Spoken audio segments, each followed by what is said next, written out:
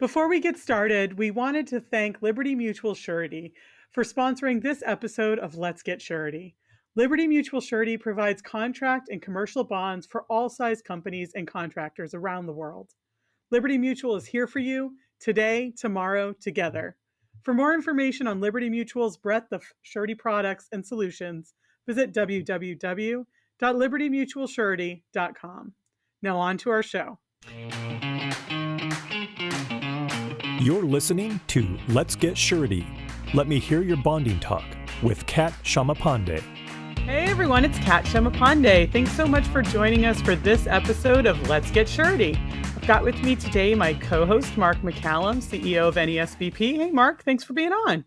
Hi Kat, I love to be here.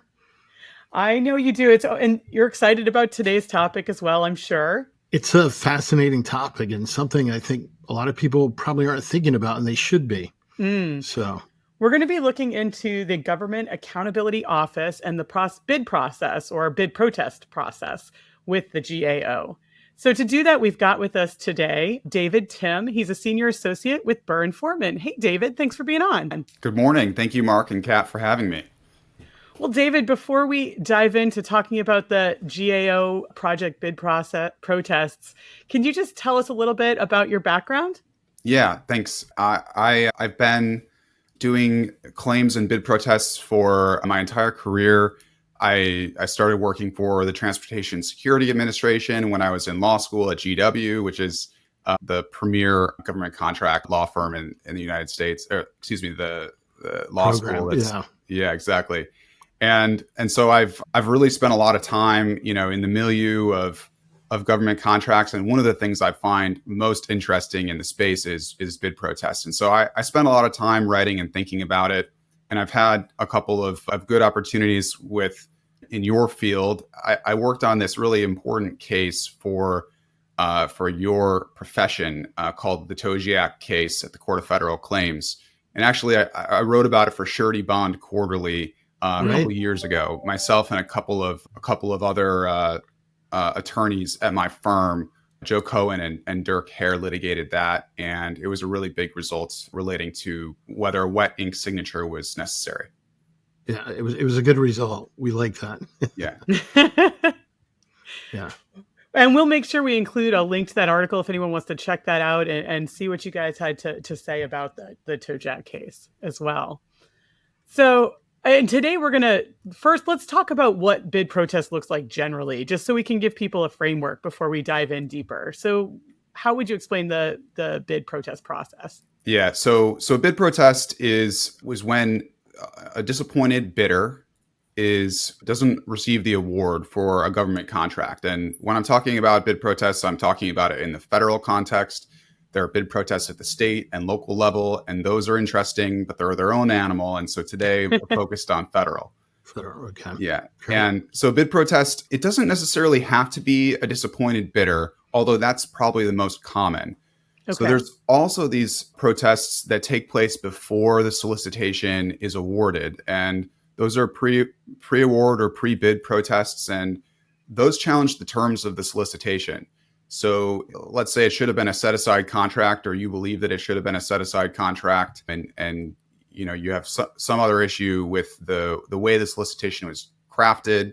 There's maybe some ambiguity in it, and you go through the RFI process or the Q&A process, and the government's not responsive. So you can go to the Court of Federal Claims for bid protests. You can go to the Government Accountability Office, or you can go to the agency itself. And the way that I like to think about those three different forums is you have the Little Leagues, which is the agency, and you have the minor leagues, which is the Government Accountability Office or GAO, and then you have the major leagues, which is the Court of Federal Claims. And I can talk a little bit more about why each falls into that category if you like. Yeah, that'd be great. Yeah, very helpful. Yeah, so the agency, I think people will get this really intuitively. When you bid protest at the agency, it's supposed to be reviewed at a level above the contracting officer, which makes sense, right? Just for a little bit of objectivity. But we're still talking about the same agency that's procuring the project, right? Mm-hmm. So I think people intuitively and correctly understand that the process for review is going to be much less. It's going to be much more deferential to the decisions that the agency has made. There's also much more limited, if any, discovery during the process.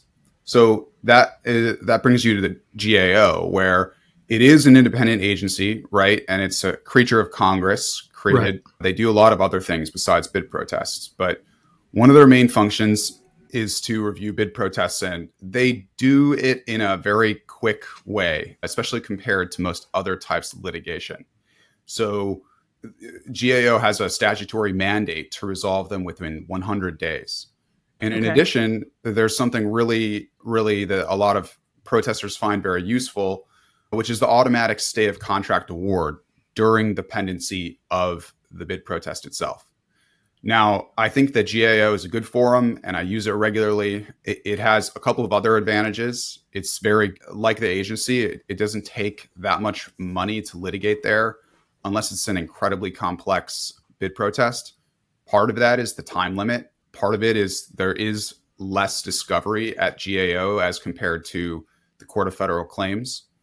So then we ask ourselves, why minor leagues versus major leagues? Well, just the process of filing at the Court of Federal Claims compared to GAO is much more technical and pleading heavy.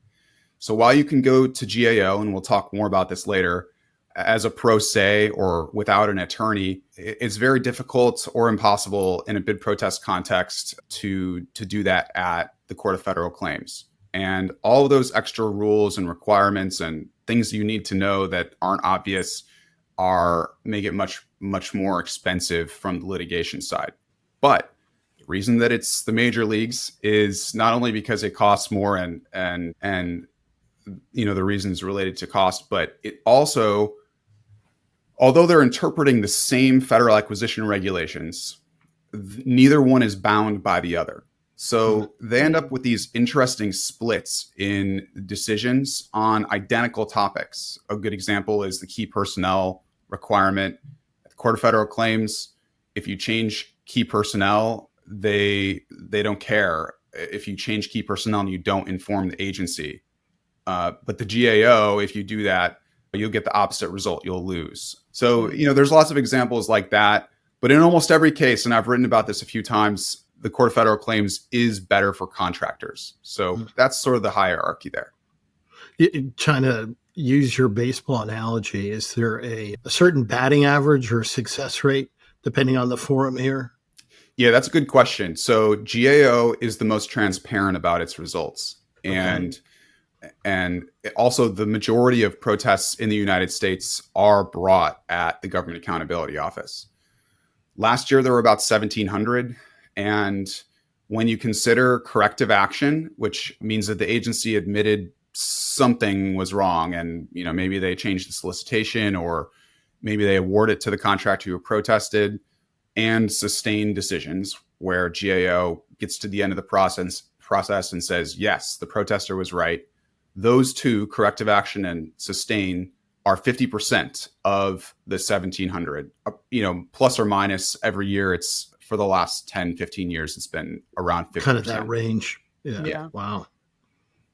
So sounds like it would behoove a government contractor to really get a knowledgeable attorney, because they really need to think through their strategy, it sounds like, in picking the right direction for their bid protests. Would you agree with that, David? Yeah, and I like to tell people the majority of the time you come to me and you say, I'm disappointed. I didn't get the bid. I didn't get the award of the contract, and I'm upset and I want to bring a protest. I would say 8 or 9 times out of 10, you come to me, you tell me the facts, I look into it, and then I tell you, save your money for next time. Well, so let's say, there's so many tools out there now, and you've got AI, for example, where you can find information and it can really help you. What happens if I want to do it myself, using AI as a tool for me to try to figure out where I go with my bid protest? Are there any problems with that? Yeah, thanks for teeing me up. So I wrote an article in August on this. And at the time, I think this was early August, there were 4 decisions that were public at the Government Accountability Office that specifically mention, either in a footnote or in the main decision, some issue with fabricated or non-existent case citations in the bid protest itself. And in all 4 of those cases, and since then there have been 3 more, so there's 7 total that were published. In all those cases, it was a pro se or a without legal representation protester bringing the claim. And in each case, although GAO warned the protesters that they could sanction them, they dismissed all of them on other grounds for other reasons. So to me, the way this reads is GAO is getting a little frustrated, and they're concerned that, I think the language they use is it's undermining the effectiveness of their process to include these AI generated citations. And so, GAO, I think they're sort of shooting a warning to all other potential protesters to say, hey, maybe pump the brakes a minute before you use AI to generate your bid protest. Well, I'm sure, people didn't realize that they were giving false or incorrect information. So what is it about AI in particular that, people need to be cautious about? Yeah, so I don't think I mentioned this at the beginning. I have worked with a lot of legal specific AIs in my career over the last couple of years, and I'm currently the co-chair of my firm's AI committee at Burr and Forman. And so, I do have like a nice little extra bit of perspective on this because I've seen a lot of different demos. I've used a lot of different, especially legal specific AIs, and I've done a lot of independent research into it as well as part of my position there. So AI has a couple of different issues when it comes to generating legal stuff. Now, okay, if you want to use AI to rewrite your email or send a text to your mom that's conciliatory because you can't stomach it, then there's not really a big problem there. But when we're talking about legal specific issues, we're getting into things that are nuanced, and there are difficult questions of interpretation, both of the federal acquisition regulations as well as the precedent for these different forums. And like I mentioned earlier, Court of Federal Claims, GAO, they come to different conclusions. So it's very easy for these programs to essentially give you a false sense of confidence in what it's generating. And that really comes from the fact that it all looks so plausible, right? Right. When it spits something out, it's not going to be typo written. It's not going to be written in a clunky way. I'm going to say a few phrases on this podcast because we're live, and it won't be perfectly formatted sentences. It'll be conversational because we're human. AI is not going to do that for you. Yeah. And so when you're looking at it, especially as somebody who's not experienced in the area of bid protests, you're going to go, oh, yeah, this is great. This is amazing. And in fact, it supports exactly what I wanted to say. Is it advocating for you, right? Well, yeah. And I think a lot of this has to do with prompting, but there's this feature to many of these AIs, and, OpenAI has acknowledged that it has what they call a sycophancy problem. So I picture like, a cartoon villain, and then you've got his minions, right? Right. And the minions are always going to say, yeah, you're right, boss. Like this is the greatest genius plan to take over the world. And so the AI, especially the popular ones that are out there for use, they happen to be very sycophantic. And in that vein, trying to please you, you say to the AI, help me craft a bid protest that, justifies why I should get the award of the contract.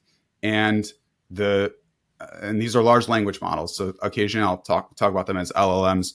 The LLM will basically internally go, okay, I got to please the user here. So let me try and find some plausible looking words, phrases, even cases. And this is what we're talking about at GAO that align with what the user wants. That's kind of scary. Yeah, I mean, I think people don't realize that you're going to a yes man when you're using your AI platform.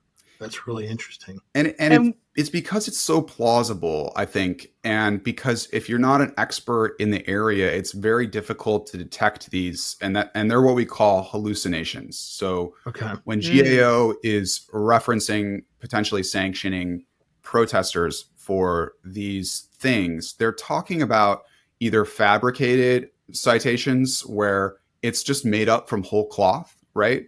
Or an inaccurate reference to a citation. For instance, there have been a number of specific cases that they've discussed where, for instance, the B number or the case reference number is just incorrect.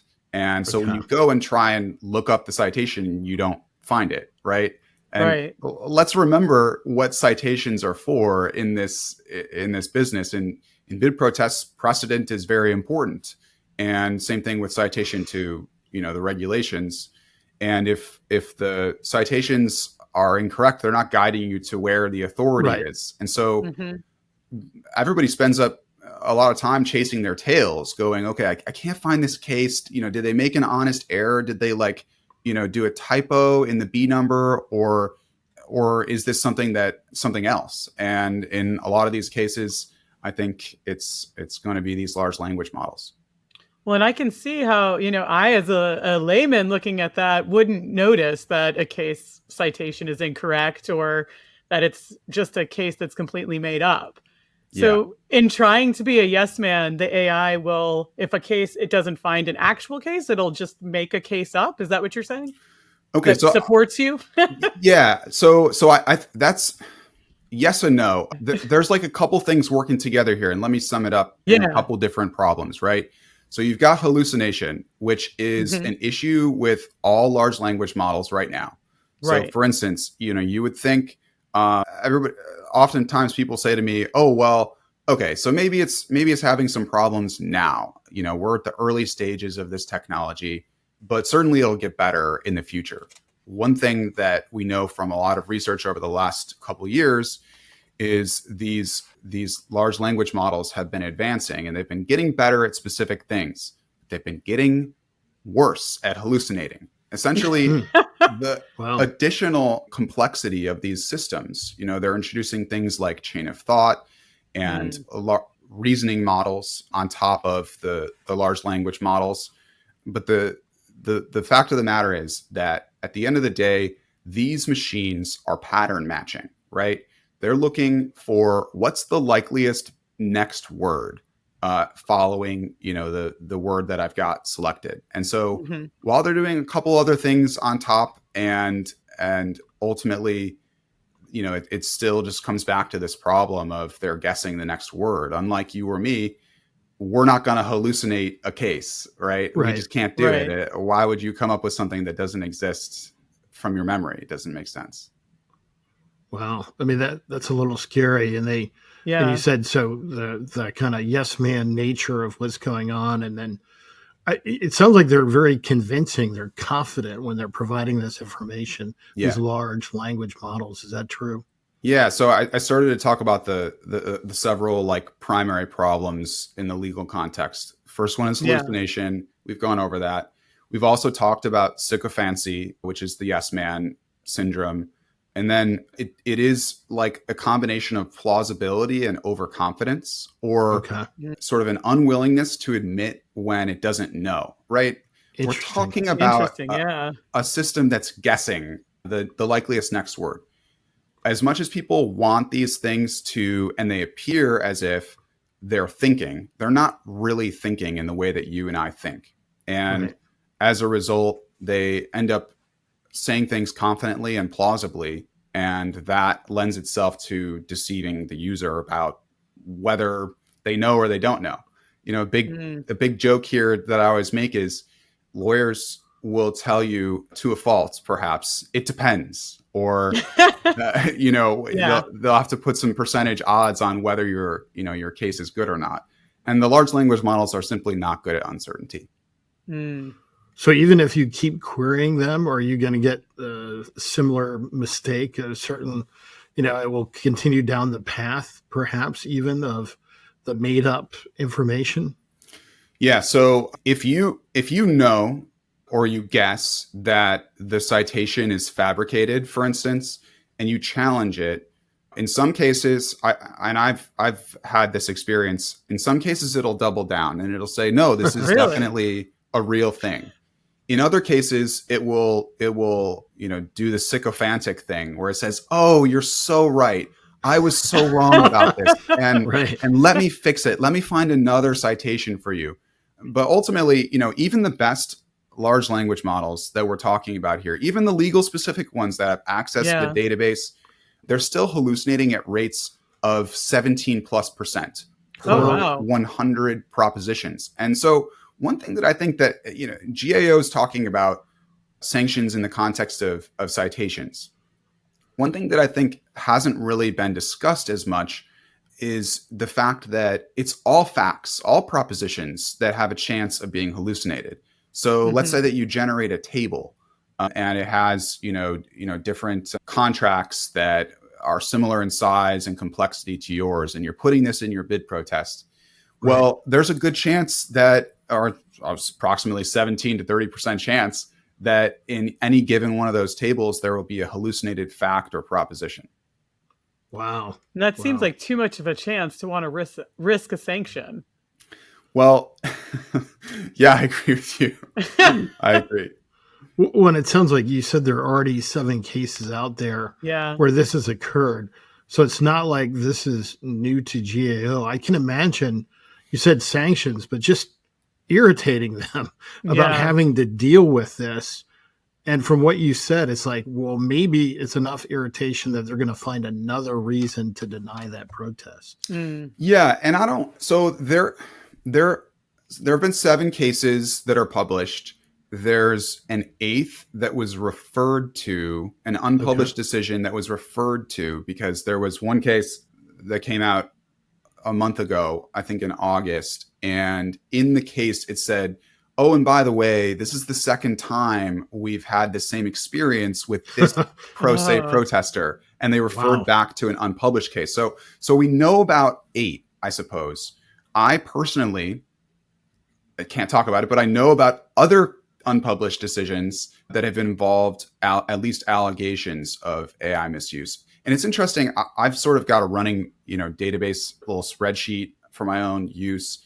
It's interesting, not in every case will the protester admit after opposing counsel or GAO challenges them that they're actually using a large language model. Really?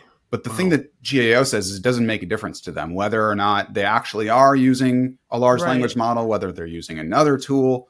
The fact of the matter is that they're coming up with these inaccurate or incorrect citations, and that is undermining their process. Can't imagine it's too helpful to that protester's reputation either. Particularly if they keep going down the same path. Yeah, I mean, I totally agree with you. You make a great point that I think is really important here. It's about credibility in these situations. There was one case about a month ago, and while I wasn't familiar with that particular issue, another lawyer that I follow on LinkedIn wrote about it, and he said that he thinks that if they had a good attorney on their side and they didn't have these issues with credibility about the hallucinated citations, that it's possible that they might have been able to succeed on their protests. So that's not exactly what GAO said, but who knows? I mean, it's totally possible. The others were dismissed for a variety of other reasons, all unrelated to specifically sanctioning for the AI misuse. But again, in each case, they're warning and they're publicizing this so that others take note and consider their use before they get in trouble. Go ahead, Kat. Oh, I was just going to say, in the beginning, you mentioned that often when you're speaking with clients and they've brought something to the forefront that might be something they would want to submit as a bid protest, you'll advise them against it because of your expertise in that area. With the sycophancy of AI, it's not going to say that. So maybe some things are going forward that they could have saved themselves the time and trouble by not moving that forward if they had spoken with a trained attorney. Yeah, no, I totally agree with that. And so, there's a sanctions case from 2016 called Latvian Connections. And because I've been interested to see whether GAO will eventually sanction someone for this misuse, especially in the pro se context. If an attorney submitted hallucinated citations, I think at minimum the attorney would be sanctioned in some way. Okay. Whether or not they would force dismissal for the client, I think probably doesn't make that much sense. But we've been seeing lots of different cases throughout other legal contexts besides GAO where there are these hallucinated citations and there are attorneys involved, and they do often sanction the attorney. Well, one of the big sanctions is they say the other side gets its costs for filing the briefs related to, pointing out that there are problems with the citations. Another one is, and this is sort of an embarrassing one, is you force the attorney to go and talk to all the other jurisdictions that they regularly practice in and their clients and tell them, hey, I was just sanctioned for AI misuse. That one's tough. And then there are some monetary sanctions as well. But at GAO, I mentioned this Latvian connection case. This was a pro se protester, and GAO said in that decision that they had filed, I think, 150 protests in a year or two period. And they were banned from protesting at GAO for the foreseeable future until they got, some sort of permission. And there have been other anti-filing sanctions against pro se protesters in the past, specifically at the Court of Federal Claims, not related to AI misuse. There hasn't yet been a Court of Federal Claims AI misuse case, but I think that's a possible sanction. And I do wonder whether, I mentioned there were 1,700 bid protests last year at GAO. I wonder whether the number is going to be quite a bit higher this year for the reason that it is just so much easier to file a pro se protest. Well, it's a very competitive marketplace, right? So I was just in general, I was wondering if bid protests have increased over the last several years. Do you see that? No, they haven't. And every couple of years, and this is ongoing right now, people come out with proposed legislation, or they complain about the number of protests. They say it really makes procurement less efficient, and it costs sometimes the incumbent or the agency additional money that wouldn't be otherwise spent.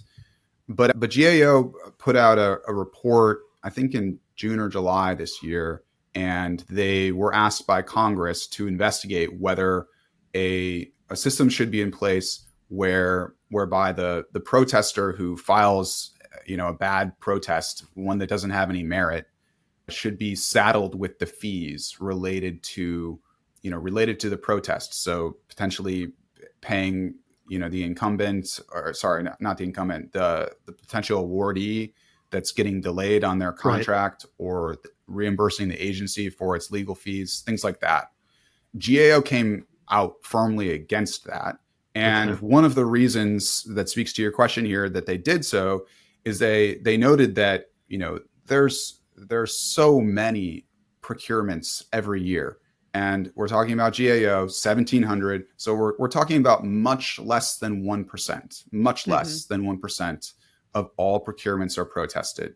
There are a lot of contentious protests, and we do hear about the ones that are most egregious, that take the longest, that are most divisive. Right. But I think if you just recall, I mentioned earlier, sustained protests and corrective action, 50% of the time. There's clearly some signal here that when bidders bring a protest, something is being fixed, and the agency knows that they can be protested. And I think this ultimately contributes to the system operating more efficiently, more than it slows things down or causes expense. Okay. I wanted to circle back on a question I have. And you had mentioned, obviously, that AI can lead to inaccurate information being proffered, that could lead to sanctions.